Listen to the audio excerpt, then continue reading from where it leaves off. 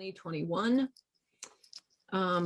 Your hosts today are me, Christine Capra, co-founder of sumApp and Greater Than the Sum, and Kara Martiner. Kara, if you're, I'm not seeing yours, I'm not in that big view, but if, yes, you waved, great. I don't know if people will see that or not, but Kara is here. If you have any technical difficulties, please feel free to direct message Kara and she'll do what she can to help. For those of you who are new to this kind of our sequence, you are participating in the first of our monthly round of public weekly sessions for social system mapping and sumApp. This one is, it's on the second Monday, even though it's the first of the month. We call this our OnRamp, which is an intro level session for people who are just getting familiar with social system mapping and want to see a map. So we usually have somebody in the community's map that we feature, and they sort of walk you through the, the context and the purpose of the map so that you can kind of see what that is and then ask them some questions. It's also a great place for people who have long been part of the community, such as Mary Roscoe, who's on this call, to just connect with new people and see what each other's doing. So we all learn a lot from one another. This is a really new, developing, emergent field, and so nobody has all the answers, and it's really great for us to talk to each other regularly and just see what each other's thinking and doing. So we do that in this OnRamp as well. I mean, that's one of the things that happens. On the third Monday, we have a deep dive conversation, which is usually something that has grown out of either the OnRamps or just questions that are emerging in our Slack channel, which is a deeper conversation. It's not an introduction to a map. We assume everybody knows what maps look like, at least look like, if not how to make them. But we dig deeper into some kind of question that we're all sort of thinking about. This coming month, next Monday, the deep dive will be applying the human systems dynamics difference matrix to social systems mapping. So one of the things I've been really exploring in this last year is systems thinking frameworks or complexity frameworks and how to use them to help us think about social system mapping, because the point of social system mapping is to help us to see systems and complexity, and but we all don't necessarily instantly know what that means or how to use that the tool of mapping. So I've been looking at applying these different sort of frameworks and ways of approaching things, applying them to mapping. So we'll be doing that next Monday. And then the fourth Monday of every month, we have our third public session, which is our Tech Talk, which is where we introduce some new feature of sumApp, or sometimes it's a feature that is fairly arcane and we think would be good for people to know more about, so they might start using it. Or it's stuff about mapping in using Kumu. This coming Tech Talk on the fourth Monday of this month, we will be introducing a new feature that we're just rolling out, which is structuring the data so that it can work with Graph Commons. Graph Commons is an alternative platform to Kumu. We'll touch base on what that means in a minute for those of you who don't know what I'm referring to when I say Kumu. But so Graph Commons is a different way of visualizing network data that has some strengths that Kumu doesn't have. Kumu has strengths that Graph Commons doesn't have. Together, they form a better whole for thinking the way we're trying to think. And so a member of our community, Drew Mackey, actually went and found some funding to help us reconfigure our data so that it works with Graph Commons. And so we're going to just show you how that works and the benefits of using Graph Commons on the fourth Monday of this month, February 22nd. So for those of you who don't, getting up at 5 in the morning to sit in on one of these sessions is not reasonable, wouldn't be reasonable in my book. Or just the timing doesn't work for you for these sessions, or you want to dig in further. We have a lot of resources for learning more. The first one is to be on the map of our community, which is what we're going to actually walk through today. And but that will give you, and Kara's putting links to all of these resources in the chat right now. And being on our map will give you a firsthand experience of what it's like to be a member of a map and just to interface with a map, not as a designer or an administrator, but just as a community member. And also, if you're on our map, then you can access the deeper code for the design that's in Kumu, and so that you can crib examples from that as well. So it's a pretty useful thing to do. You can also join our Slack team, where we answer technical questions, any kind of questions, and interact with each other. And then we also have a knowledge base, which is just a sort of an online bunch of articles about social system mapping and sumApp setup. So Kara has put all those in the chat, but she'll also include those in a follow-up email tomorrow. So there'll be a recording of today's session and, well, within the next 48 hours. And all of these links in a follow-up email. So if you don't want to be grabbing them all right now, don't worry, you'll get them later. And then lastly, almost lastly, we also have we have a library basically of all the recordings of recent sessions. So that also will be in the follow-up email, but there's Kara's putting the link to that right now so that you can see all the different sessions we've done in the last year and a half and watch any that are interesting to you. And then this is more lastly, if you're stuck or confused, and you just need someone to help you think through a challenge, I devote a half an hour every week. It's always on Thursdays from 5 to 5:30 p.m. Central in the United States. I'm just on Slack and available to chat about questions. So sometimes some of our friends just stop in and say hi and listen to what other people are struggling with, or if you've got something you want to talk about, I'm available for that. You don't have to register. You don't have to let me know ahead of time. Just pop in.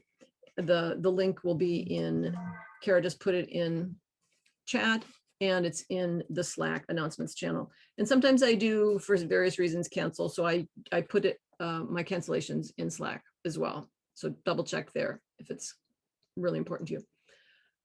Okay, so that's our setup, housekeeping. So for today's agendas, first, we're just going to do some chat intros briefly. Then we're going to look at our community practice map and then do questions and answers. And then for those of you who are new to this, what we do is we have sort of the formal, not that it's that formal, but the formal design of the session is meant to end at the top of the hour. So we start at the top of the hour and then we stop an hour later. But I always stick around, and Kara sticks around for an extra half hour. So if you have more questions or there's a topic you want to talk about, or just chat a little bit, feel free to once we say goodbye, to just don't sign off and stick around. So that's optional, but that's also part of the agenda. So for our chat intros, let's go ahead and go into chat and have you input your name, your pronoun, and where you're calling in from today. And while you're doing that, I see, Joe, did we get your mic checked? I think we did. Yes. Yes. Yes, you did. Oh, that's right. You're in New Zealand. Yes, now I remember. Yeah. And Jillian, would you like to just do a quick mic check to make sure you're audible to us? Yes, hello, this is Jillian from the San Francisco North Bay Area. Great, thank you. Okay, so let's, interestingly, we have two people from New Zealand who know each other and who coincidentally ended up on the same call without planning that. And then we have a couple people from the Bay Area, and we have someone from Mexico and Ireland and New Zealand, and then a couple Minnesotans sitting here. So we've got all kinds of different time zones and weather and climates. It's exciting. Okay, then the next chat is, what's one primary network? I assume that you, if you're here, you have something to do with networks. At least one primary network that you're part of or you're working with. Either they're a client of yours or they're something you're embedded in. Just give us just like to see what networks people are working with.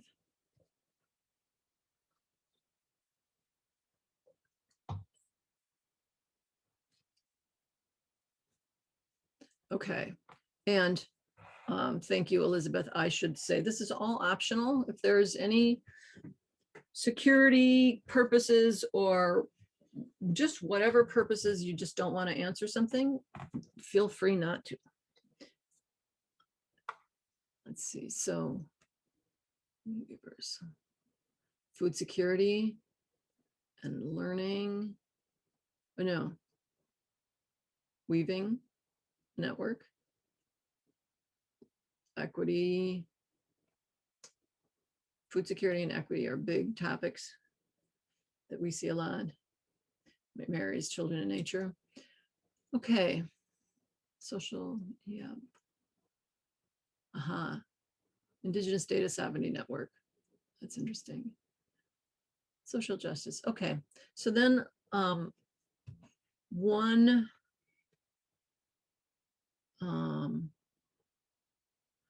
okay, so next chat is just what's a network weaving challenge that you're hoping or you think social system mapping might be able to help you with. So a challenge that you're looking to solve by being part of this conversation. And if you're just curious and you don't have a challenge you're looking to solve, that's fine too. And welcome, Laura. Do you want to do a quick mic check? I don't think we heard you yet. Yes, I'm here. Can you hear me? Yes, can hear you. Thanks. Yes. Network maps that are beneficial and accessible to everyone has got to be core in my mind. Crowdsourced data. Yes.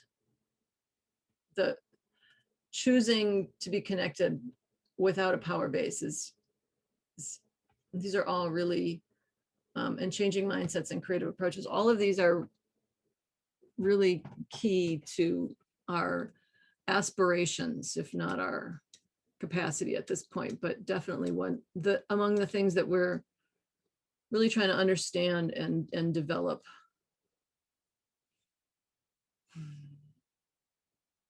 Yeah.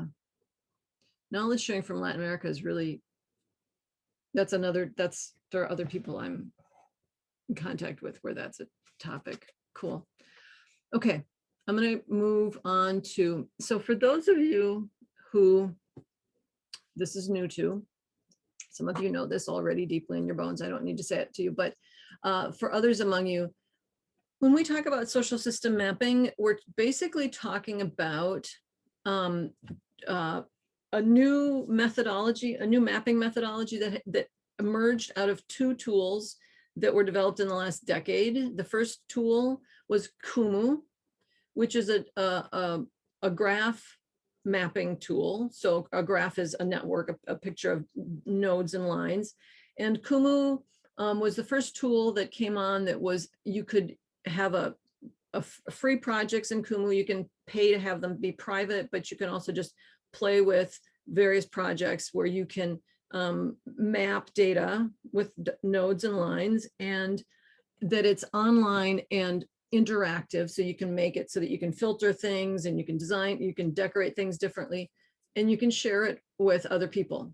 So I had been already doing network mapping in what I call old school network map tools, and they were just horrible when it came to sharing the information with other people. You would just print out a PDF of a static picture and it would be hard to read and it would be little, and it was really clunky. And I wanted something that you could just give people a link to and they could dig into their heart's content and do their own thinking about it and filtering. And so Kumu was the first thing to do that. But the problem with Kumu was that there wasn't a good tool for gathering network data from people in a network about their relationships. And for various reasons, that turned into a tool that my husband, business partner, and I ended up designing and hiring somebody to build for us. So sumApp was designed explicitly to ask about relationships in a network, who knows who, but also about dynamics of the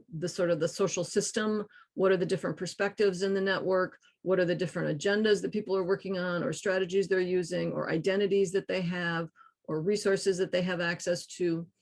all of that is built into sumApp to be able to do that and to do that in a way that's iterative. So you can keep adding new people, you can keep updating the data set, you can keep adding new questions. And so the point is what we end up having is, so we gather the data in sumApp, we plunk it into, we have this a live link that puts it into Kumu. So as you add new names, right away they show up in Kumu, or as people update their data, right away it shows up in the Kumu map. And then we also have a link that takes this map from Kumu and embeds it into a separate page in sumApp so that you can actually see the map from each person who goes in to do their survey can actually see the map in their sumApp instance. So I think hang on a second. I'm gonna go to the map. And I think I'm going to do one thing. Let me just stop sharing and take a moment to, if anybody has any questions about the environment right now that they would like to ask before we get to looking at our map, feel free. And I'm just opening up a sumApp instance in the background.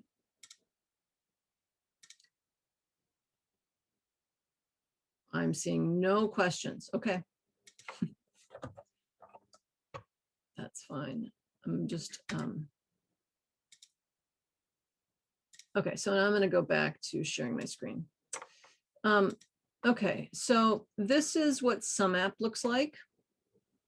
Here's charming little me. And if you have gone into the opt-in link, you might have run into a bug and not have been able to move forward. So right now, just yesterday, we pushed that new Graph Commons data formatting set and thought we had it perfect and went to bed last night and woke up this morning and discovered that we had some bugs that were desperately in the background of me doing this.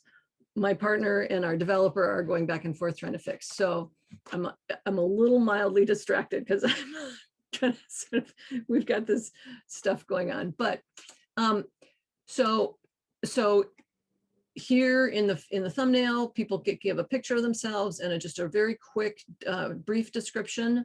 I'll show you why that's important in a minute. Here's the survey of information about ourselves. And then here's what we call the connections panel, where we see who do we know. So anybody who's on this map, oh, I know Jerry. I could swear I've done that one before. So I know Beverly too. So this is a list of everybody who's in sumApp in this particular project. And we can just go through and say, who do we know? Oh, I know her too. We've written a lot of new people in here that I know from one way or another. And so just periodically we ask people to come in and update their map or update their connections, as I'm doing right now. This information is all customizable. So if you have set up a sumApp account, you set up your own project and you give it whatever kind of questions feel appropriate to you. Then from this data, the data all gets put into, and I'm going to show you the map in Kumu. So this is where it lives in the actual Kumu platform. And this is where you would be able to go in and do various sort of technical things, make decorations and make drop-down filters in different views, etc. So in this instance, each of these big words here with a line under it is a link to a different view. So each view is a different way of presenting the data, slicing and dicing. As I said, we have a bug, so we have way more of these turquoise rectangles than we should. So this is where the mapper person interfaces with getting the map set up to look the way you want it to look in Kumu. But then most of the membership is going to access the map. Now we're back into the sumApp interface. We just have a link right here, a tab right here, and this will load exactly that Kumu map. So the only difference is you can't actually do any editing of the interface in this in the sumApp embed, and you'll have this little blue stuff across the top, but otherwise it's the exact same map. It's the same data. It just has different, more limited access to making changes, but you can see everybody's information. So, as I said, this is, so I want to just pause again and see if there's any questions at this point in time. And I'll stop sharing so I can see you all. And I see a lot of names without, I can't see your facial expressions. So that's fine. I'm imagining everybody's bored to death. Well, I'll throw out there that I have tried to use Kumu in the past, and it was something that I really struggled with, like the back end of getting it set up. And so I had to find and it just ended up getting too complicated to find someone else to kind of like help set it up. And just curious about how that experience was for you, because it became too complicated for me and I just had to move to something else to not use it. So can you say a little bit more about what became complicated? Maybe the way my brain works doesn't mesh with Kumu. I like just the whole thing. I couldn't fully grasp how to best use it. I watched all the tutorials as much as possible. It looked really beneficial in everything you're showing, but I just couldn't get it to work. It just kept, just kept having issues. Yeah, and were you using a data from a survey or from sumApp, or just manually inputting it? From an Excel. Oh, an Excel.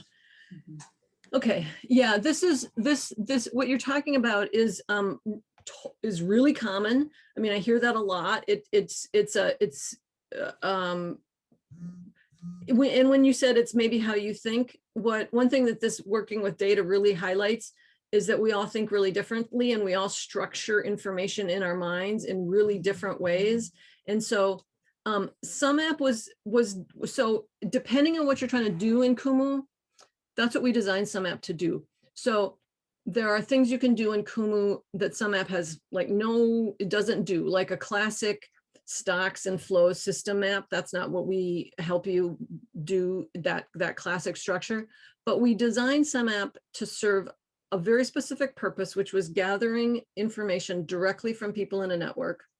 And then we structure it so that it marries up with Kumu perfectly, so you don't have to think about that anymore. So if the purpose of sumApp, which is to map a network, is what your intention was, then sumApp takes care of that for you, and you just don't have to worry about it anymore. If you had a different purpose, then you're still going to have that problem, because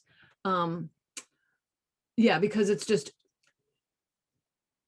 and so one of the reasons when we design sumApp, we purposely don't try to make it solve every problem that someone could have in Kumu, because that's not what we're, that's not our purpose. But it's also it's so open-ended. The problem with Kumu is it's so open-ended that you have to have a meta understanding of structure sort of writ large in order to make it behave the way you want it to. And we just sort of said, okay, well, here's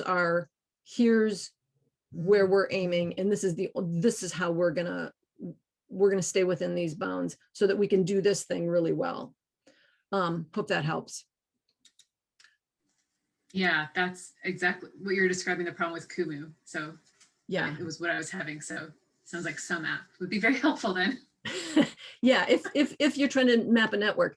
And just also the to add to that, so the guy who wanted us to structure the data to work with Graph Commons, we pushed it out yesterday, and he within minutes he was like, oh, look, I just made this map. It took me 5 minutes in Graph Commons. He was so happy, because he said, usually I have to struggle with this and fiddle with the sheets, and and it takes him hours just to get the data into the tool. We're not even talking about doing views, et cetera. It's just getting the data into the tool can be a real headache. So that's what we're set out to solve. Other questions? Yeah, Jillian. So I wondered if other people share this question, but kind of the terror of the blank page. So like if we go and open the instance of sumApp, I just signed up for an account. Could you walk us through like what you go in and you see your account and then how do you start Yeah. adding your questions if other people are interested, but if that's too basic, I'll get through it on my own. Well, first of all, there's lots in the knowledge base. Second of all, I appreciate your asking if everybody else is interested. And before we jump in, and third, how about if we, if people, how about if we just have, if you're interested in like a 5-minute quick overview of what you see, go ahead and raise your in sumApp, raise your hand. And if we, depending on how many we see, we'll either do that now. Okay. If you know how to raise your hand in, hi Mary, I got yours in the emoticon thing. So 3, 4. I see Kara. 5, 6. Okay, I'm going to go ahead and do that quickly. Am I still? No, I'm going to share my screen. Okay, so sumApp backend, where'd you go?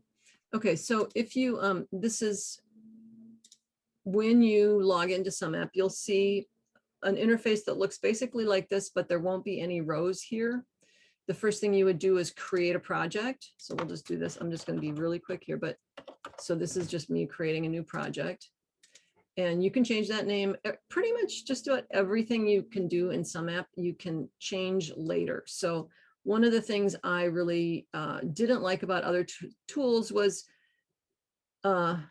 you know, you'd start and you'd gather data and then you'd have to lose all that data if you wanted to make any changes. And so we just sort of built in a real iterative thing, which is technically really complicated and messy and causes the kinds of bugs we're seeing today because it's hard to keep track of it all. But so, yeah, don't fret too much about what you name something in the beginning because you'll always be able to come back to it. So I just made a new project. So that's now this row here. I can turn it, I'm going to turn it on just so it's easy to interface with. And it just gives you a little bit of information about, so this is the one, this is actually the map that I was just showing you. It has 123 people in it. And 295 connections have been made. Once you have a project set up, you have these 3 sort of phases of development that you can work in. So setup, launch, and data management. And setup, you can develop your survey. You can define your connection options.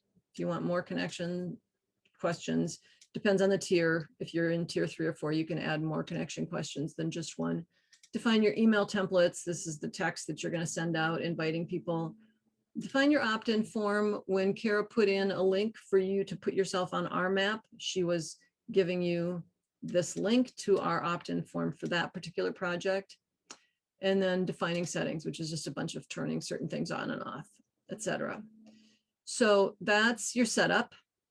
Doesn't require you to have any members loaded, but if you don't have any members loaded, you can't actually see what it looks like on the front end.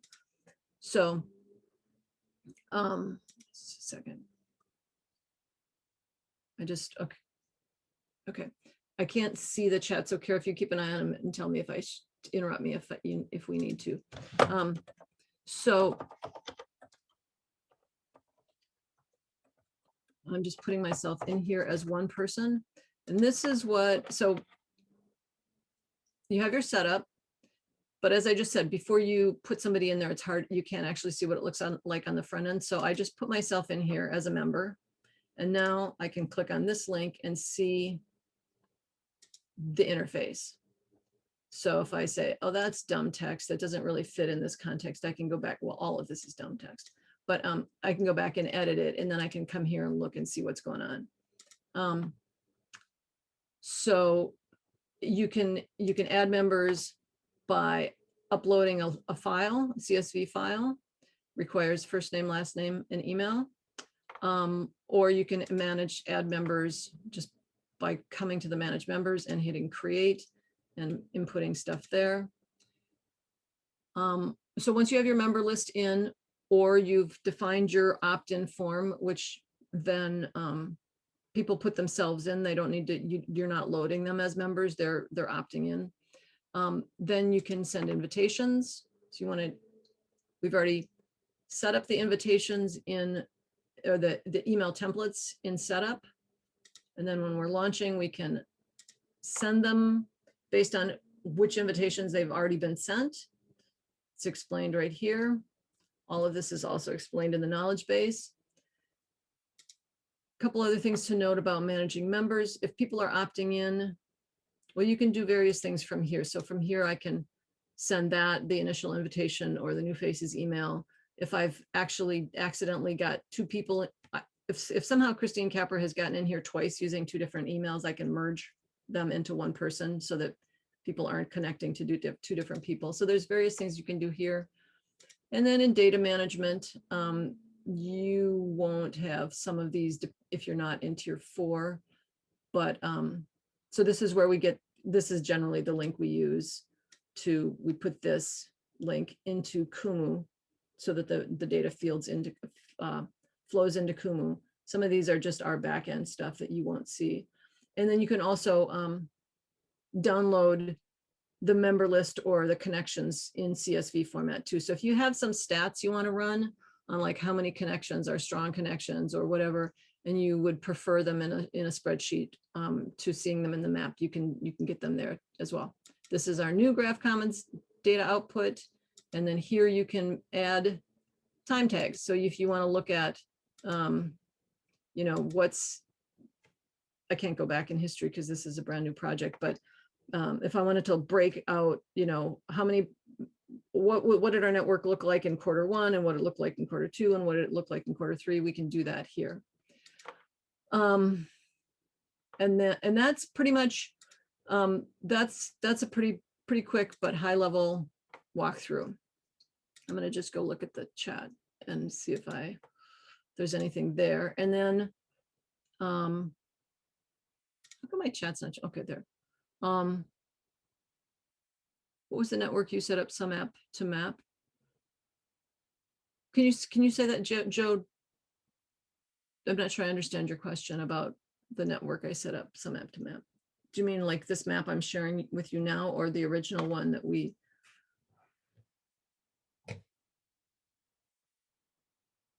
Okay, I'm not. Where we started about 6 years ago with, we had first been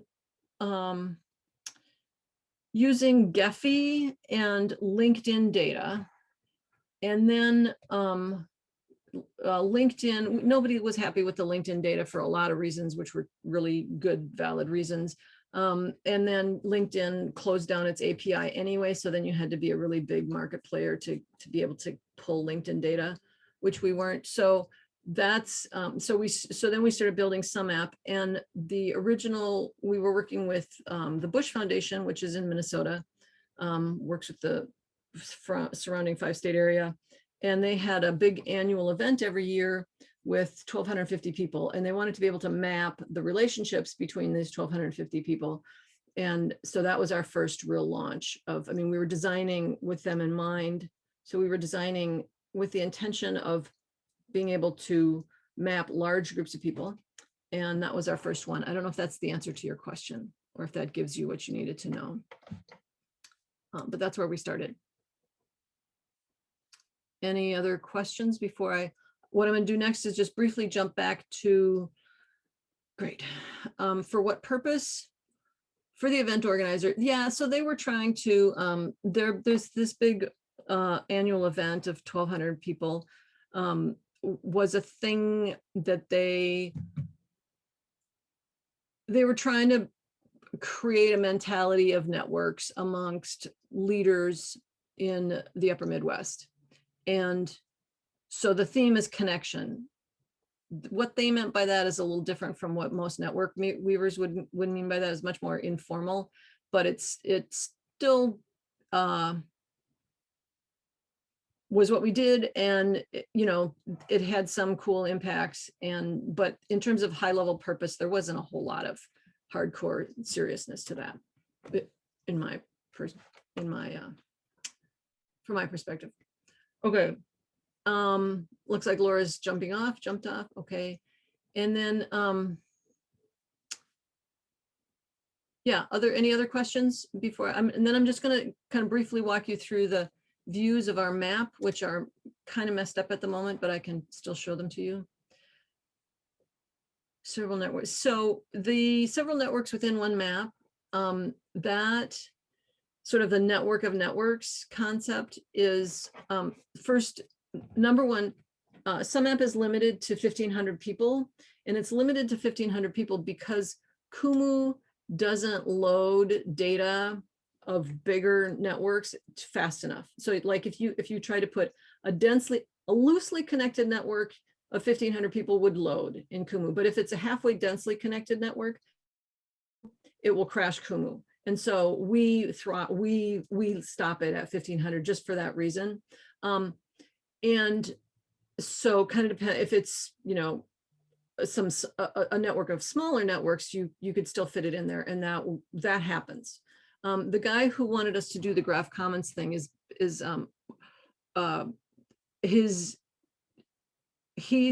working with 4 separate networks in London, and that map is what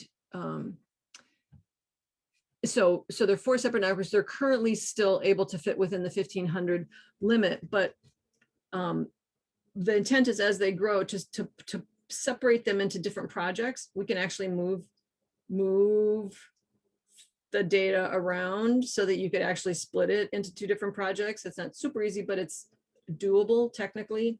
And then, so there'd be separate projects. And then the cool thing about Graph Commons is that there is a way to go from one map to another map based on a common node. So when they get to that big point, then the plan is to actually put them in different projects, put them in Graph Commons in the separate maps, but then the maps would link up. So that's one of the beauties of Graph Commons, is to be able to begin to move into that realm of a network of networks that are bigger than 15.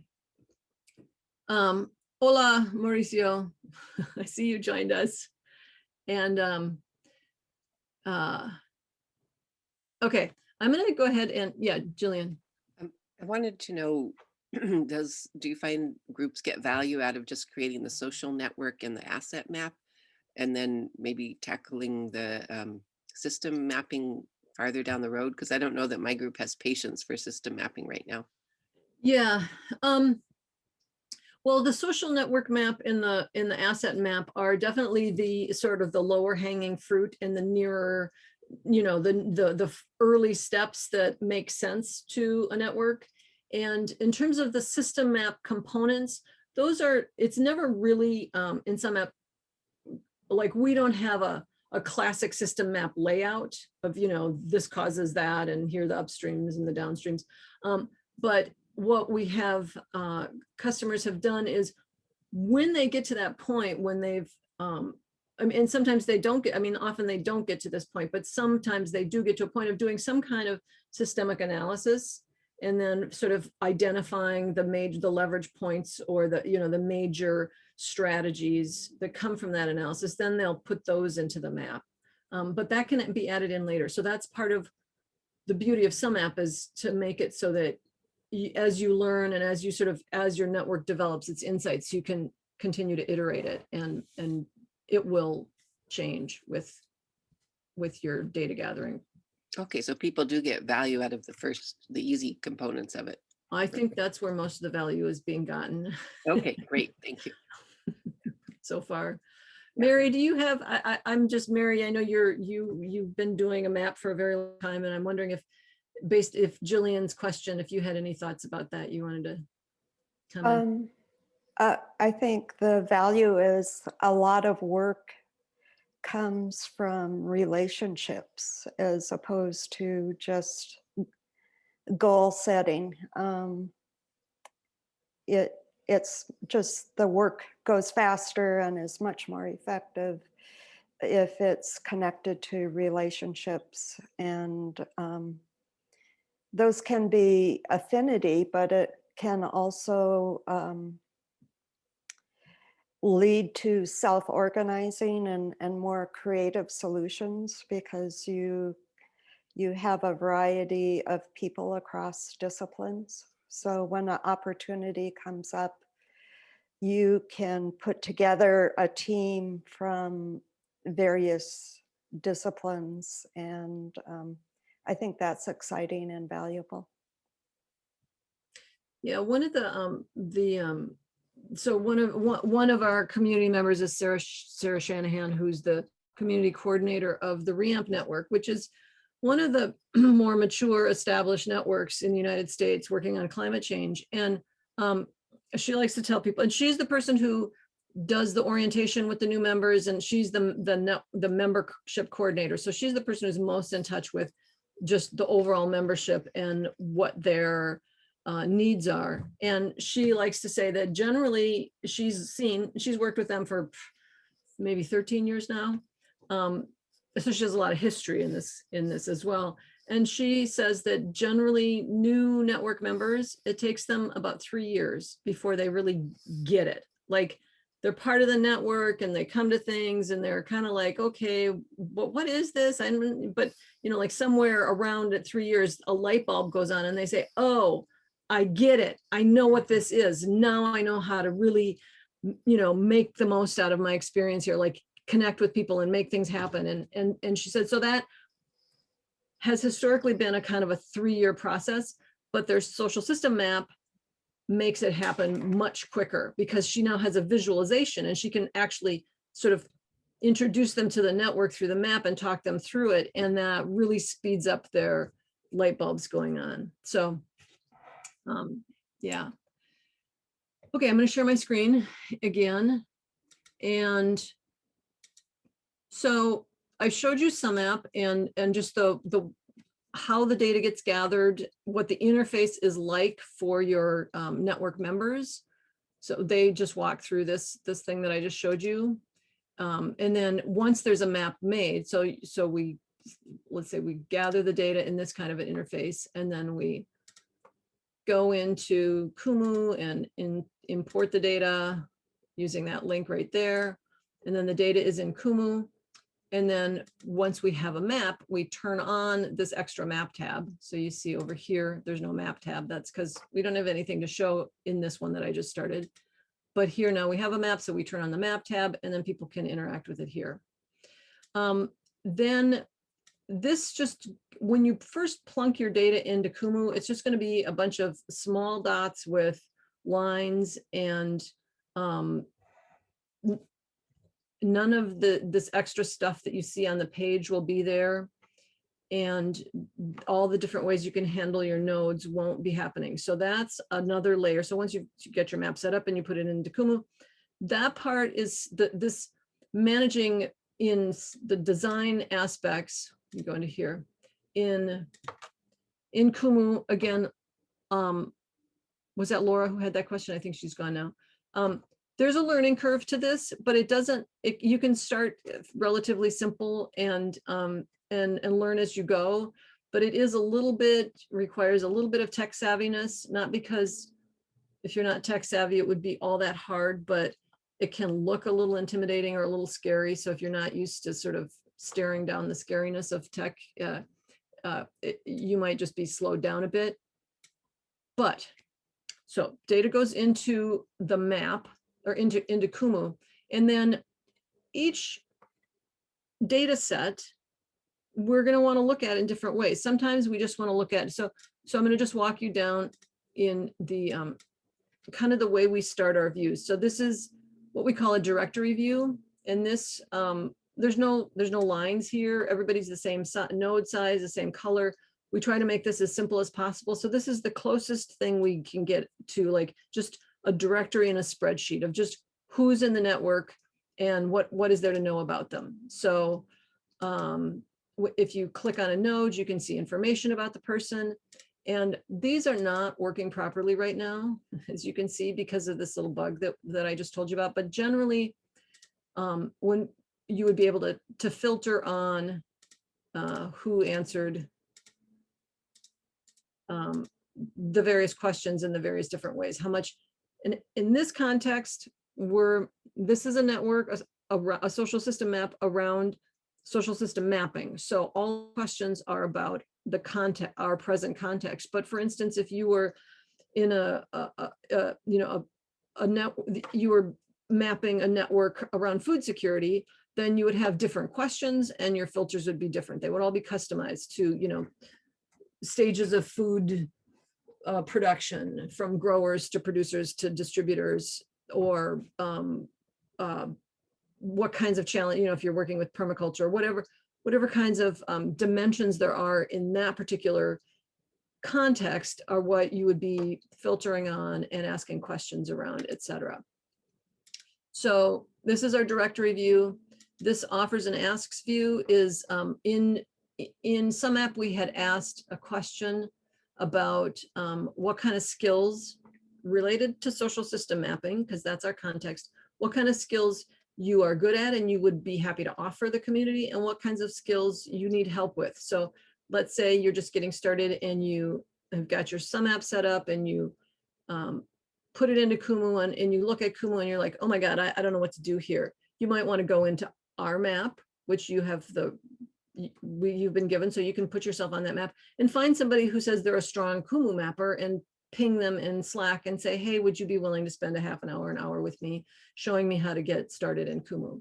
So you could do that. Right now, as I said, we have this bug. So these are all being treated not as a single thing, but as a long sequence of things. So it's a mess at the moment. It should be done in another hour. Should be fixed. Like I said, the guys are working on that right now. So hopefully, I'm going to refresh and see, maybe it's fixed already. But that's what we call our offers and asks view, which is kind of like our asset map. And, oh, maybe that looks fixed. Loading data in Kumu is, it's just taking a while to load, but yay. Okay, they're fixed. Woohoo. I love that when that happens. I almost like the drama of the chaos, just so I can have the relief of the fix. Okay, so here's an interest, is catalyzing a community to do mapping in the first place, which is probably where some of you might be at already. And so you could go into this map and see that, oh, Phil has this strong line, a solid line, and Reiner has a solid line, and all of these people with a solid line to that skill, they feel like they're pretty good at catalyzing a community to do network mapping. They might be willing to help. There are people you could reach out to. The people with a dashed line are people who say, wow, I could use help with that skill. I'm really sort of struggling with catalyzing a community to do mapping. So again, if it's in a different context, these skills would be different. You want them to be as really meaningful in your context as possible. So not so broad, like in some instances, people will say, well, technology is a skill that I have, but technology is so broad that it's hard to reach out to somebody who's good at technology, because you don't really, it's just too big. Or education can be really broad. So you want to hone it to your context. But anyway, that's our offers and asks view. Each of these views you set up over in this side panel. And there's also, so that's the advanced editor. There's also a basic editor where it's more like a WYSIWYG, where you can, I'm not going to go into that, but you don't have to know the code. You can start with the basic editor, and then it will save to the advanced editor. And then you can sort of learn a little bit of the code there, or just totally ignore the code entirely. But so that's the offers and asks view. And again, if you want to say, I want to learn, a skill with someone who is really invested in this work, then you could filter like that and say, just give me the people who are really invested, as opposed to people who are supportive of it, but not invested in it. So these are also questions that we've asked in the survey. And then just quickly go back to, when we do this directory that's really simple, our goal here is not to scare people. Network maps can get really dense and complex looking, and I've learned over the years that can be off-putting for people for whom this is really new. So that's why we start with this as simple visually as we can get it. And then the offers and asks is sort of the next step in of what people are interested in. First, they just want to know who's here. And then they often want to know, okay, well, what can I get from the people who are here, or what can I offer the people who are here? So that's this view. And then after that, they start thinking about, in general, who's connected to who knows who, what are the relationships that are here. In our map, we have just a general ranking set of questions, but we also have questions about who do we feel supported by. So now we're saying these are lines that people feel very supported by or somewhat supported by, or if they contribute meaningfully to my development. So we have all these different ways in this particular map of looking at the relationships. And then, so we call this the involvement or the social network analysis view, which is clearly a little more complex. We can still filter the way we did in the other ones. And then it just gets more and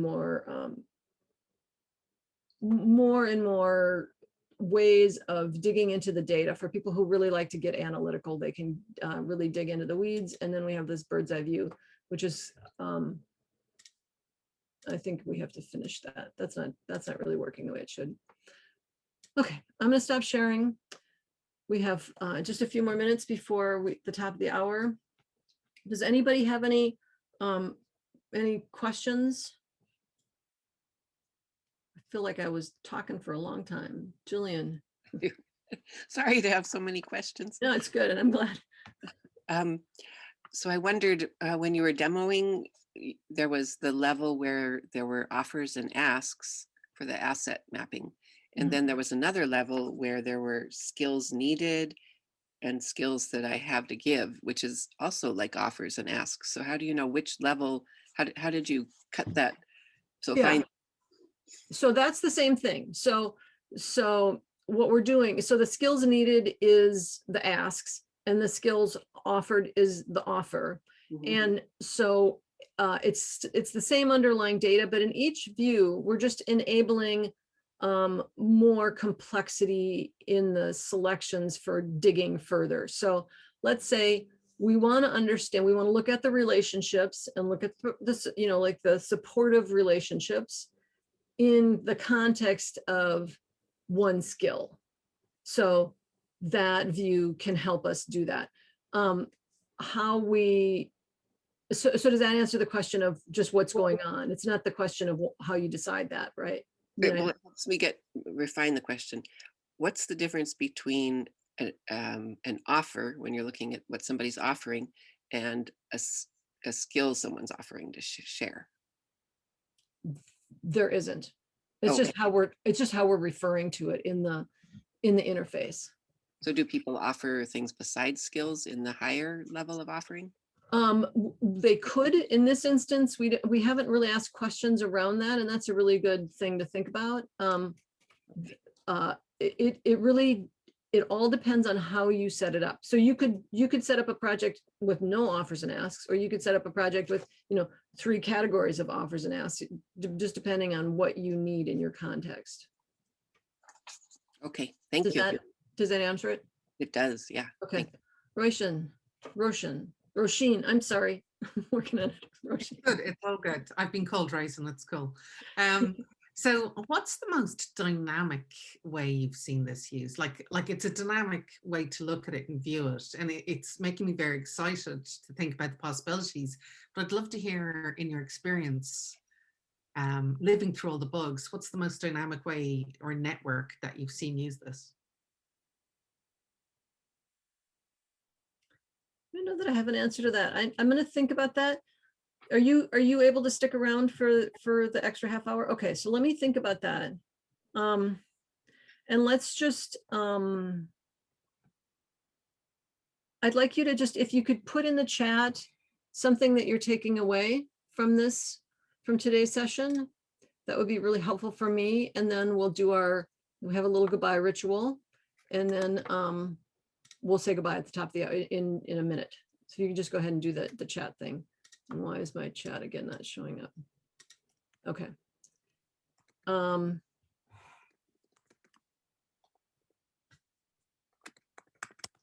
And while you're typing that, I will just explain our goodbye ritual, which we just, hang on.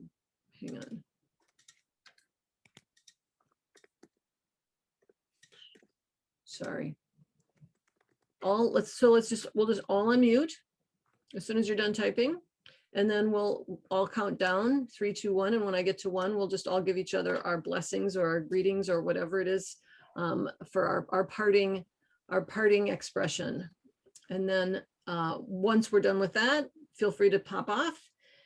And if you want to stick around for the informal half hour, just don't jump off.